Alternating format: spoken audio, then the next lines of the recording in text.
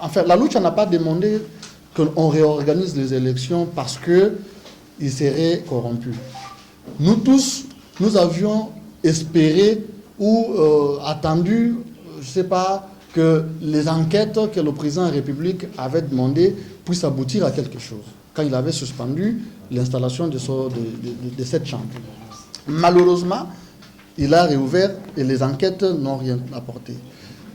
On ne peut pas se fier aux gens corrompus, aux gens qui ne savent que corrompre dans leur vie. C'est pourquoi nous disons, ça ne nous regarde pas ce qu'ils font là-bas. Mais nous avons un œil sur eux parce qu'ils ne peuvent pas prendre ou voter certaines lois contre le peuple congolais. La Lucha n'a pas demandé qu'on réorganise les élections, mais par contre demande ou est en train de, je sais pas, de plaider s'il y a la possibilité de fermer cette chambre et on évolue avec le Sénat et l'Assemblée nationale comme de l'autre côté au Sénégal. Nous pensons que ces conglomérats, la configuration actuelle du Sénat n'inspire guère confiance.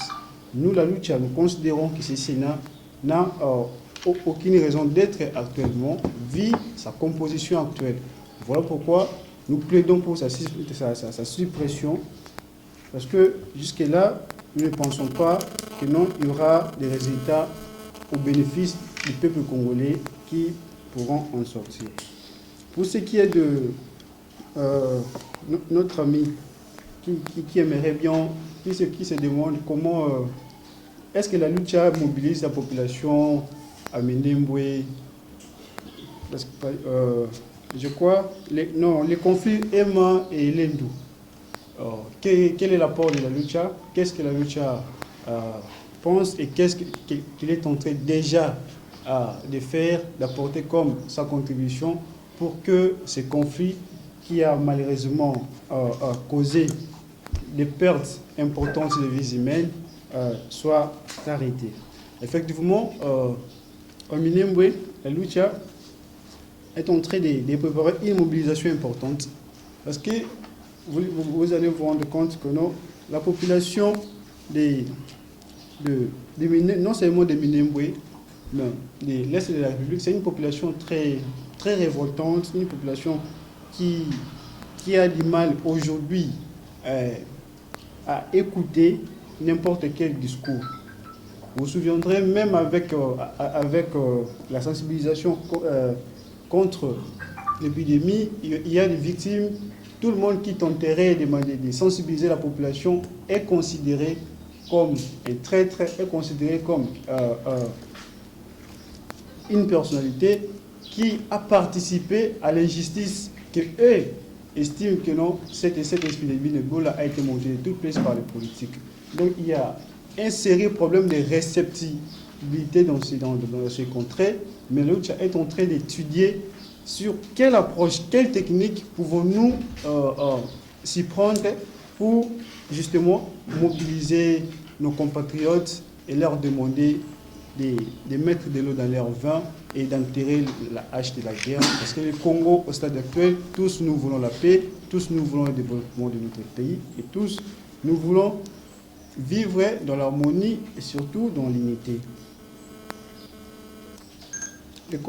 Ce qui se passe à Minembwe, là, Ils ont partagé un bilan négatif depuis près de 17 ans déjà passé au pouvoir. Et aujourd'hui, parce que M. Bati n'est plus avec le FCC de M. Kabila, qu'il peut avoir le soutien de la population. Nous pensons que c'est une escroquerie, c'est une farce. Il a été, c'est un aigri qui n'a pas pu être satisfait par rapport à ses intérêts personnels et privés, et qu'aujourd'hui, il veut s'opposer au FCC. Ce que nous trouvons de malhonnête. Donc, nous ne soutenons personne et leurs histoires, nous les regardons de près. Et nous allons écrire officiellement aux instances habilitées pour pouvoir étudier la question de la fermeture de cette chambre. Et la mise en place du Parlement qui, à ce jour, n'est qu'à moitié installée. Entre-temps, la maladie à virus Ebola continue malheureusement à semer la désolation et à dévaster la population à l'est du pays, faisant plus de 1700 cas de morts, sans compter l'insécurité dans la province de l'Ituri et ses environs, ainsi que des conflits tribaux ethniques ayant causé des centaines de morts innocentes, des pertes matérielles importantes et plusieurs déplacés d'une part, et les massacres dans la région de Beni depuis 5 ans, des cas d'insécurité urbaine à Goma, meurtre de 3 habitants avant-hier, et la reprise des combats entre les divers groupes armés dans le territoire du Nord Kivu d'autre part. Après une vague de manifestations pacifiques à travers les grandes villes de la RDC contre la surfacturation et la mauvaise qualité des services de télécom œuvrant sur le territoire national, toutes ces compagnies s'étaient engagées à répondre aux revendications des consommateurs. À ce jour, seule la société Airtel RDC a organisé une réunion dialogue avec nous récemment à Goma, avec la participation de la Fédération des entreprises du Congo, la FEC. Les résolutions prises peinent encore à être appliquées. Il est évident que l'État congolais soit pour beaucoup dans la surfacturation que nous décrions. Du ministère de PTNTIC, en passant par le régulateur ARPTC, sans oublier les services de douane, taxes et impôts, ces services étatiques seraient à moitié à la base de la surfacturation des services de télécom que la Lucha qualifie d'escroquerie marchande. Dans les 48 heures, nous allons assister à l'élection du bureau définitif du Sénat. Cette institution de haute portée, vu ses missions, risque d'être dirigée par un conglomérat d'individus fortement corrompus, dépourvus du sens de l'honneur, de dignité et de la probité morale, mais aussi sanctionnés par la communauté internationale pour l'un et poursuivis pour crimes contre l'humanité par la justice belge pour l'autre. Les voir diriger cette institution serait une insulte au combat, effort, ainsi qu'au sacrifice consenti par notre peuple dans sa lutte contre l'ancien régime et ses antivaleurs. À cet effet, 1. De la formation du gouvernement. La Lucha exige du président de la République et de son nouveau Premier ministre la formation urgente d'un gouvernement composé de personnalités qui inspirent la noblesse et capables de répondre aux aspirations des Congolaises et Congolais et mettre fin à cette opacité de la gestion financière ainsi qu'à la gestion du guichet unique où tout doit passer par la présidence de la République et rien que par elle. Ces membres qui composeront le gouvernement ne doivent pas avoir été impliqués dans les violations des droits humains, des crimes économiques, des corruptions et des crimes environnementaux. Ce gouvernement ne doit pas être pléthorique et budgétivore. Avec moins de 40 membres, ça peut suffire. Et doit connaître une participation féminine de près de 40%, sans oublier la présence des jeunes. 2. De l'élection du bureau définitif du Sénat.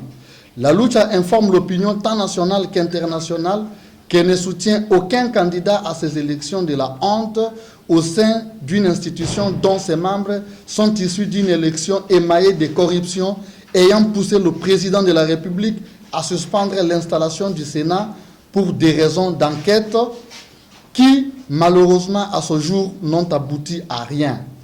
D'ailleurs, la Lucha plaide pour la suppression de cette chambre du Parlement considérée budgétivore. De l'escroquerie des télécoms en RDC. Faisant suite à la proposition d'une tripartite entre le gouvernement de la République avec ses services, les télécoms et la Lucha de sa part se montre disponible et exige pour le bien des consommateurs congolais au gouvernement de convoquer de manière urgente et pressante cette réunion afin de trouver des réponses adéquates à nos revendications. 4. De la réforme des institutions. La Lucha appelle le pouvoir en place d'entamer le plus vite possible des réformes importantes dans l'appareil sécuritaire, économique, système éducatif et aussi les institutions d'appui à la démocratie. La CENI, dont ses animateurs sont fin mandat, et le CNSA, qui est actuellement une institution obsolète dont nous exigeons sa suppression pure et simple. 5.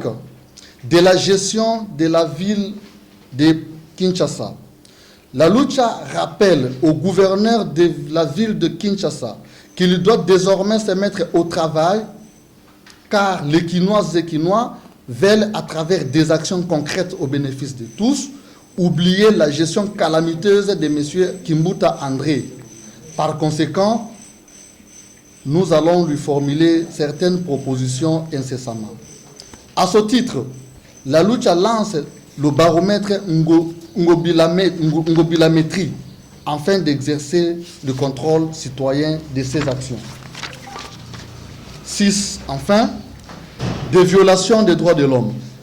La Lucha constate avec amertume qu'après une courte période d'ouverture de l'espace civique, les restrictions des libertés publiques, le régime actuel emboîte les tares de son prédécesseur en interdisant les rassemblements politiques publics et fermeture de certains médias proches de l'opposition sans motif apparent. Cas de Moïse Katumbi et RTVS1 à Kinshasa. La Lucha déconseille à présent au nouveau président de la République de suivre les traces de M. Joseph Kabila au risque de s'exposer aux vagues de manifestations pacifiques. Par conséquent, la Lucha Kinshasa promet des actions pacifiques et non violentes de grandes envergures si dans un délai raisonnable, rien n'est appliqué. Fait à Kinshasa le 25 juillet 2019 pour la Lucha Kinshasa, la suite de communication. Merci.